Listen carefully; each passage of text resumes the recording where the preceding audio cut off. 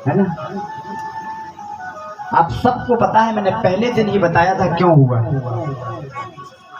जब सुखदेव जी अंडे के रूप में पड़े थे, जब माता पार्वती ने उनसे कुछ कहा था, याद है वो कथा? है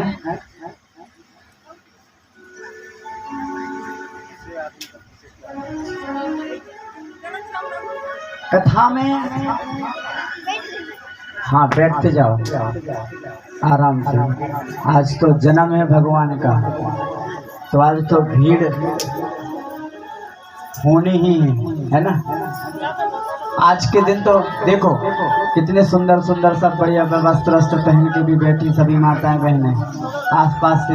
देखो, जन्म की कथा में सब लोग कहते भीड़ होती है, ये आज की कथा नहीं है। पहले जब भगवान श्री कृष्ण ने गोकुल में जन्म लिया तो पता है क्या हुआ था? कहते वहाँ के ब्रज मंडल में कवि लिखते हैं कि पूरा मिठाई बन गया। वहाँ कवियों ने लिखा है कि आज बर्फी सी ब्रज नारी बनी। ब्रज नारी कैसी बनी? बर्फी। आज बर्फी सी ब्रज नारी बनी, गुजिया से गोप और गूंजा से ग्वाला, पेड़ा से प्यारे बने बलदेव जी, रस खीर से रोहिणी रूप रसाला, कि नंद महीप बने नमकीन, गोपी ग्वाल सब गरम मसाला, और जायो यशोदा जलेबी सी रानी ने, आज रबड़ी सी रात में लड़ुआ सुलाला। जायो यशोदा जलेबी सी रानी ने, आज रबड़ी सी रात में लड़ुआ सुलाला।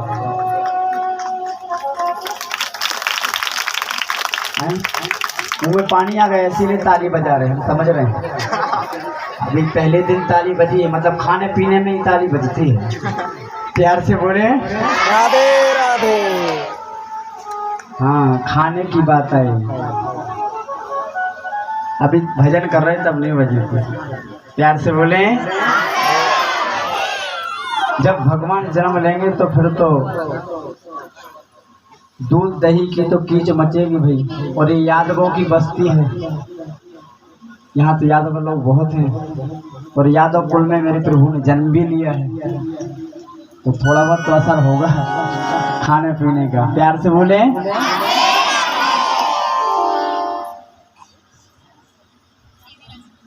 दक्ष प्रजापति राजा है, अच्छी बात है, परंतु उनको राज्य की मदद है, थोड़ा सा अभिमान है। अभिमान किस बात का? कि हम राजा हैं। अब हम किसी समाज में जाते हैं, कहीं जाते हैं, तो हम सब लोग किस भावना से जाते हैं कि उस व्यक्ति ने हमारा सम्मान क्यों नहीं किया। कई बार हम लोगों के अंदर ये होता है ना, हम अगर हमारे अंदर कोई भाव नहीं बन रहा, कोई व्यक्ति बड़ा है, बड़ा आदमी हमारे बीच में आता है, वो इसलिए आता है कई बार कि हमें लोग देख करके हाथ जोड़ें, हमारा सम्मान करें। होता है कि नहीं? इतने लोग खड़े हुए थे, दक्ष प्रजापति सभा में आया, सब लोग खड़े हुए, सबने प्रणाम किया, परंतु उनके दामाद नहीं हुए, भगवान भोलेनाथ खड़े नहीं हुए, तो उन पर रुष्ट हो गए, गालियां देना शुरू कर दी। क्यों? वो खड़े नहीं हुए, सम्मान नहीं किया, हम राजा हैं। क्योंकि वो भगवान का भजन कर रहे थे, मस्त थे। अब देखो, कई बार ये होता है कि हम सब लोग मान प्रतिष्ठा के लिए एक दूसरे को नीचा दिखा देते, तो ये भी नहीं। एक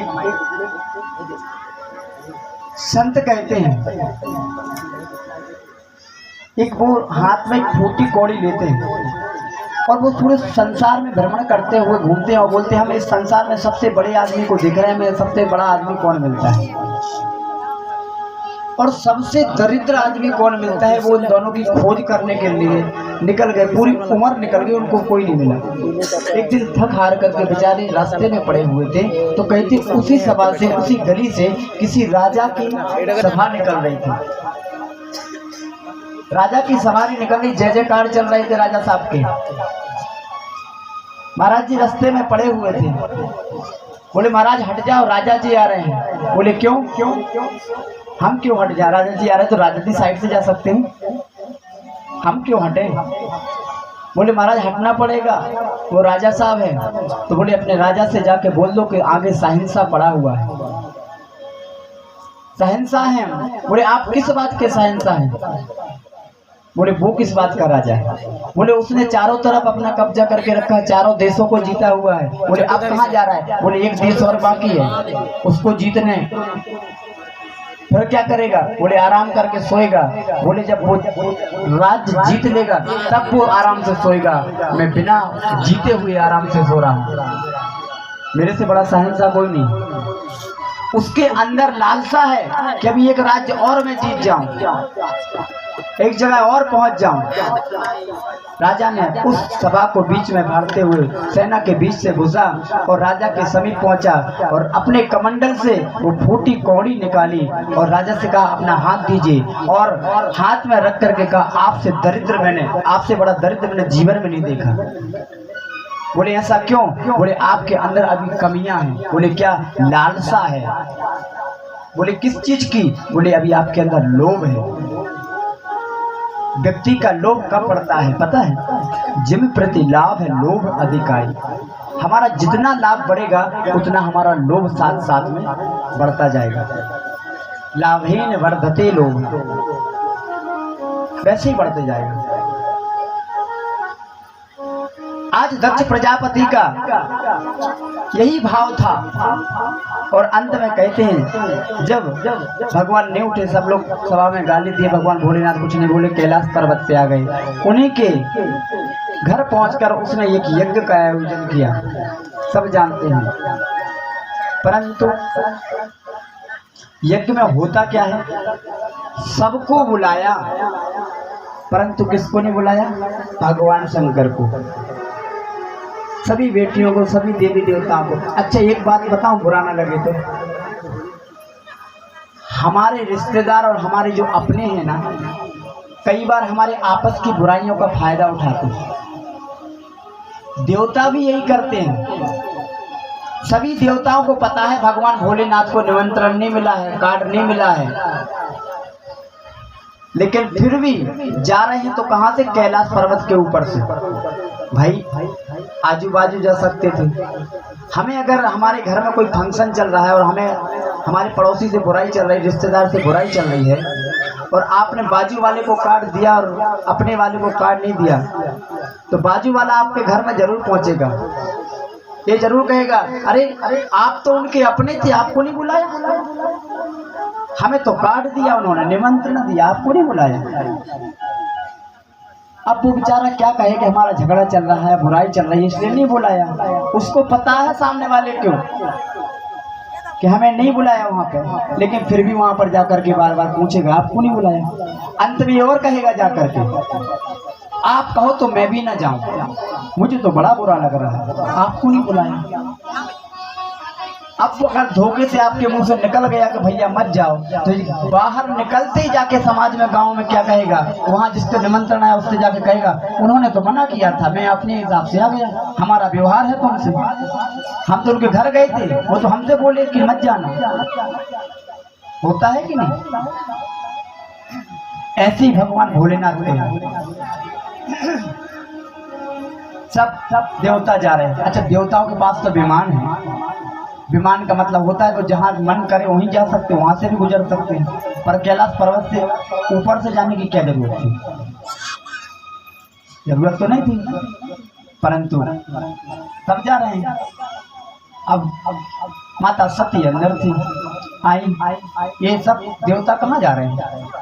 अब भगवान भोलेनाथ ने कहा आपके पिताजी ने यज्ञ का आयोजन रखा है, वहां पर ये सब जा रहे हैं। अब सती को सोचने लगी, अब पिता के घर में कोई कार्य चले और पुत्री ना जाए तो पुत्री को बड़ा दुख होता है। कोई भी बेटी हो और बाप के घर में कोई कार्यक्रम चल रहा हो, उसको निमंत्रण ना मिले, अब वो पति को भी नहीं छोड़ सकती है, पति से भी कैसे कहें? भगवान भोलेनाथ से कहा हो सकता है हमारे पिताजी ने कार्ड डाला हो, निमंत्रण भेजा हो, कोई ना आया हो, या भूल भी गए हो, पर हमें तो जाना है। बोले हाँ देवी जाना चाहिए, अच्छी बात है, आपके पिता हैं। बोले कुछ जगह हमें ऐसी होती है जहाँ नहीं जाना चाहिए बिन बुलाए। बोले कौन सी जगह? बोले गुरु के घर, गुरु के यहाँ पर अगर हमें जाना है तो बिना निमंत्रण के हमें चल देना चाहिए। हमें सोचना नहीं चाहिए कि हमें गुरुजी कार्ड भेजेंगे तब हम जाएं। मंदिर हम बिन बुलाए भी वहां पर जा सकते हैं। कोई व्यक्ति खत्म हो गया, उसकी अंतिम यात्रा जा रही है, वहां पर हमें जाना चाहिए।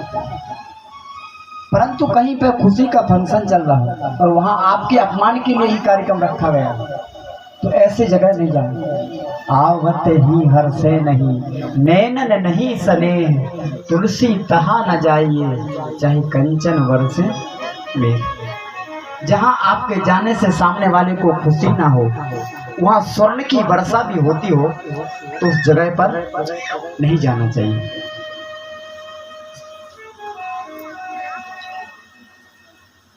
परंतु माता सती तो अड़ गई कि हमें तो जाना है। भोलेनाथ ने भी कहा कि अब क्या कहें देवी, हमारी आज्ञा तो नहीं है, अब आपकी जो इच्छा। द्वंद्व में फंस गई, प्रणाम करके वो चल दी और कहते जैसे आगे वो बढ़ती हैं, पीछे मुड़ मुड़ के देखती हैं कि भगवान भोलेनाथ गुस्सा तो नहीं है, क्रोधित तो नहीं है, क्योंकि पति की आज्ञा अभी तक हमें नहीं मिली। ऐसा जब उन्होंने कहा, तुरंत भगवान भोलेनाथ ने भी अपने गणों को आदेश दिया कि अकेली मत निकल गई हैं देवी, आप लोग भी साथ में जाएं। सती का जय जयकार करते हुए सब लोग दक्ष प्रजापति के उस महल में पहुंचे जहां यज्ञ चल रहा था। और आज उसके जो रिश्तेदार नाते, जो सगे संबंधी थे सती के, एक दूसरे को देख करके आपस में कानाफूसी करना शुरू कर दिया। ये देखो, बुलाया भी नहीं, मुंह उठा करके आ गई। ऐसा हमारे साथ हुआ होता तो मैं तो कभी नहीं जाती, कभी नहीं करे। परंतु सबको देखा, सब बहनें सादर भले मिली एक माता, भगनी मिली बहुत मुस्कुराता। बहनें तो सभी मुस्कुरा रही हैं व्यंग में, पर माँ का प्यार जागा। अरे बेटी तू आ गई, तुरंत दौड़ करके गले लगाया। सब भूल गई सती, किसने बुलाया किसने नहीं बुलाया, सब कुछ याद नहीं रहा। आज चारों तरफ घूमा, घूमने के बाद में सभी जगह पिता को देखा, पिता ने मुंह फेर लिया। कोई बात नहीं, उसने अपना अपमान सहन कर लिया। कहते यज्ञ मंडप में गई घूमते घूमते, और यज्ञ मंडप में देखा कि सभी देवताओं का भाग लगा हुआ है, भगवान भोलेनाथ को कोई भी स्थान नहीं है। तब माँ सती अपने पति का अपमान सहन नहीं कर पाई, और उन्होंने आज पिताजी करके अपने पिता को संबोधन नहीं किया, सीधा कहा, अरे दक्ष, तुझे बहुत अभिमान है अपने राज्य पर,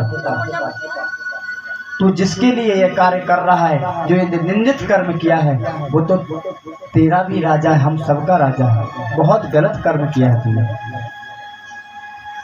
और कहते हैं वही उस यज्ञ में माँ सती ने अपनी देह का परित्याग कर दिया।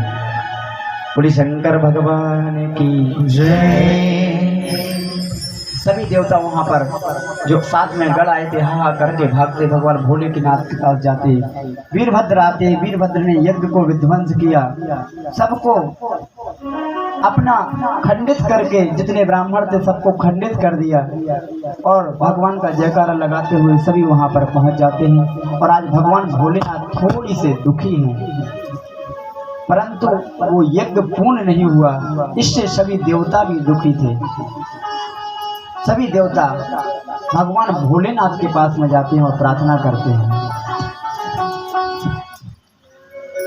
ओम नमः शिवाय, ओम नमः शिवाय, ओम नमः शिवाय। शिव है सा